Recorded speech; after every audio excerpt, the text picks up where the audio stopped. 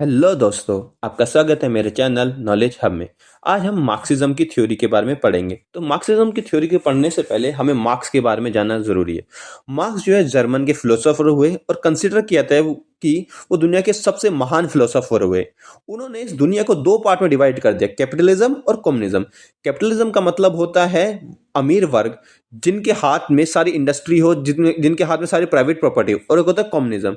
और कम्युनिज्म की theory marks ने दी थी, जहां पर वो चाहते थे कि जो पैसा है वो गरीब वर्गों के पास रहे, प्रॉपर्टी जो है वो सब में डिस्ट्रीब्यूट हो, किसी एक के पास ना रहे। तो सबसे पहले हम मार्क्स के थॉट पढ़ेंगे स्टेट के ऊपर। मार्क्स ने बहुत सिंपली कहा स्टेट जो है वो इंस्ट्रूमेंट है एक्सप्लॉइटेशन का, यानी कि वो कह रहे हैं कि स्टेट जो है और कुछ नहीं है, एक झुंझुना है, एक खिलौना है जो अमीर क्लास जो है वो अपने फायदे के लिए यूज करती है और एक्सप्लॉइट करती है गरीब यानी कि वर्किंग क्लास को। मार्क्स ने यहाँ पे दो टर्मिनोलॉजी भी दी है। पहला है बोर्जुआ क्लास, बोर्जुआ मतलब होता है कैपिटलिस्ट, और एक होता है प्रोलेटारिएट, प्रोलेटारिएट मतलब होता है वर्किंग क्लास। मार्क्स कहते हैं कि state want to preserve capitalist system and all laws policies are made to give benefit to the rich class। इसका मतलब है मार्क्स ने ये कहा है कि जितने भी लॉज बनते हैं, जितनी पॉलिसीज बनती है, सारी की सारी सिर्फ अमीर वर्ग को फायदा पहुंचाने के लिए बनती है। इसका सिवा स्टेट जो है कोई और काम नहीं कर रहा है आपके लिए। फिर मार्क्स ने अपनी एक थ्योरी दी थी कम्युनिज्म, जो मैं आपको बता देता हूं। मार्क्स कहते हैं कि मेरा कम्युनिज्म कहता है कि आइडियल स्टेट वो होगी जहां पर किसी देश की जरूरत ना हो, stateless society, government less society, जहां पर जो इंसान होगा वो अपने को खुद ही गवर्न कर लेगा सोसाइटी के थ्रू। यहां पर कोई क्लास नहीं होगी, कोई स्टेट नहीं होगी, कोई अमीर नहीं होगा, कोई गरीब नहीं होगा। जो ओनरशिप होगी वो जो होगी कॉमन में रहेगी। कॉमन में मतलब है कि सबके पास रहेगी। ऐसा समझिए एक पार्क है, और वो पार्क जो है सबका है, किसी एक का नहीं है, तो वहां पर लोग आप देखेंगे ज्यादा खुश रहते हैं। इंस्टेंट ऑफ अगर आप देखेंगे किसी की प्राइवेट प्रॉपर्टी है, उससे जो होता है मार्क्स कहते थे इंसान के अंदर कॉन्फ्लिक्ट बढ़ता है, मेरा तेरे की भावना भी आती है। और अब क्वेश्चन पूछा जाए कि ये कम्युनिज्म आएगा कैसे, अगर कम्युनिज्म इतना अच्छा है तो आएगा कहते, तो मार्क्स कहते हैं कि वायलेंट रेवोल्यूशन होगा जहां पर वर्किंग क्लास यूनाइट हो जाएगी और पूरी दुनिया के अमीरों को खदेड़ देगी, और उसी खदेड़ने को उन्होंने कहा विदर अवे कर देगी, और कम्युनिज्म स्टैब्लिश हो जाएगा। अब मार्क्स और एंजल ने अपने एक थ्योरी दी थी, उसे कहते हैं क्लास कॉन्फ्लिक्ट। क्लास का यहां पर मतलब है दो ऐसे वर्ग जिसके अंदर हमेशा से लड़ाई रही है, गरीब अमीर की लड़ाई हो जाए, चाहे आपकी स्लेव और ओनर की लड़ाई हो, फ्यूडल लॉर्ड्स और सर्फ की हो, इस सारी चीजों को उन्होंने क्लास कॉन्फ्लिक्ट के अंदर मेंशन किया है। सबसे पहले आपको जानने की जरूरत है, जो मार्क्स ने क्लास कॉन्फ्लिक्ट का जो आइडिया दिया है वो हेनरी डी सेंट साइमन से इंस्पायर होकर दिया है। वो एक सोशलिस्ट थिंकर थे। मार्क्स कहते हैं कि class conflict theory, sorry, marks ने अपनी क्लास कॉन्फ्लिक्ट की जो थ्योरी है वो कम्युनिस्ट मैनिफेस्टो में दी है। उन्होंने इसमें कहा है कि history a class struggle between two group, one was haves and other was have notes. वो ये कह रहे हैं कि अगर पूरी हिस्ट्री उठा के देख ले तो वो स्ट्रगल की कहानी है, लड़ाई की कहानी है। एक वर्ग जिसके पास सब कुछ है, हैव्स, जिनका प्रॉपर्टी है, पावर है, और एक हैव नोट्स जिनके पास कुछ भी नहीं है। एक जो डोमिनेट कर रहा है और दूसरा जिसके खिलाफ एक्सप्लॉइटेशन हो रहा है।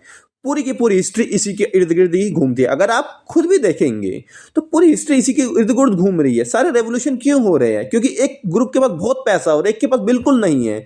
एक इंसान के पास सारी पावर है और एक के पास बिल्कुल पावर नहीं है, इसलिए तो लड़ाई हो रही है। फिर मार्क्स ने जो है हिस्ट्री को अलग अलग टाइम में डिफाइन करा और बताया है कि कैसे ये स्ट्रगल हुई। सबसे पहले उन्होंने प्रिमिटिव सोसाइटी कहा है। प्रिमिटिव सोसाइटी का मतलब यहां पर है कि एक ऐसी सोसाइटी जहां पर कम्युनिज्म था, जैसे स्टोन एज था, वहां पर कोई क्लास नहीं थी, ना कोई अमीर था ना कोई गरीब था, वहां पर कोई गवर्नमेंट नहीं थी, और उस स्टेज को मार्क्स कहते हैं वो सबसे बेहतर टाइम था दुनिया में, जब कोई प्राइवेट प्रॉपर्टी नहीं थी, जब कोई मेरा तेरे की भावना नहीं थी। इसके बाद आती है स्लेव सोसाइटी, यह है मास्टर और स्लेव। ये सबसे पहली बार है जहां पर प्राइवेट प्रॉपर्टी को ओन करने का कॉन्सेप्ट आया, और जहां पर लोगों ने दूसरे इंसान को कमोडिटीज की तरह ओन करना शुरू किया।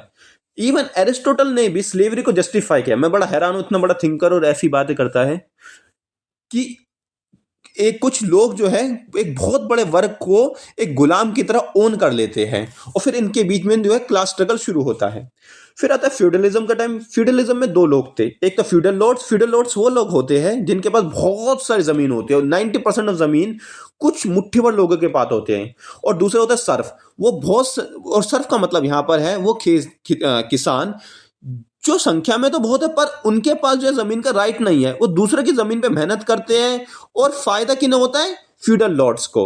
और वो हमेशा गरीब के गरीब रह जाते हैं। यहां पर भी अगर आप देखेंगे बहुत ज्यादा कॉन्फ्लिक्ट हुआ यूरोप में। फ्यूडल लॉर्ड एंड सर्फ का जो कॉन्सेप्ट है वो वहां से आया है, यूरोप से आया है, और हिंदुस्तान में इसको जमींदारी सिस्टम कहते हैं। फिर उसके बाद जो एक मार्क्स का कंटेम्प्रेरी टाइम था वो था कैपिटलिज्म। कैपिटलिज्म में बुर्जुआ और प्रोलेटरिएट क्लास आती है। बुर्जुआ क्लास जो होती है वो वर्कर क्लास होती है, जो इंडस्ट्री में जाके काम कर रही है। और प्रॉफिट किसको मिल रहा है? प्रॉफिट मिल रहा है आपकी जो है उन ओनर्स को जो काम नहीं कर रहे हैं, वहां कोई वो क्या कहते हैं, कोई इन्वेस्टमेंट नहीं कर रहे हैं, पर फिर भी सारा प्रॉफिट वो ले जा रहे हैं। और वर्किंग क्लास की हालत बहुत खराब थी, उसमें उन्होंने ये भी बताया है। फिर इसके बाद आता है सोशलिज्म।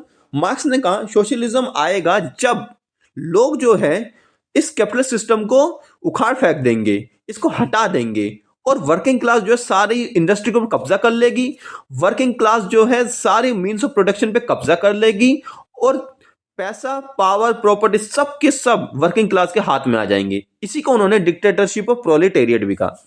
फिर इसके बाद आता है कम्युनिज्म। ये मार्क्स का जो है आइडियल सोसाइटी है।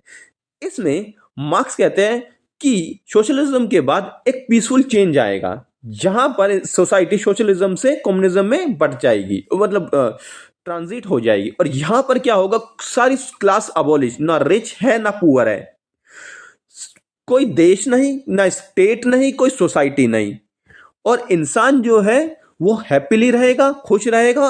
और इसी के साथ हिस्ट्री खत्म हो जाएगी, क्योंकि एक्सप्लॉइटेशन खत्म और हिस्ट्री भी खत्म। आई होप आपको एक वीडियो पसंद आया होगा। Thank you very much.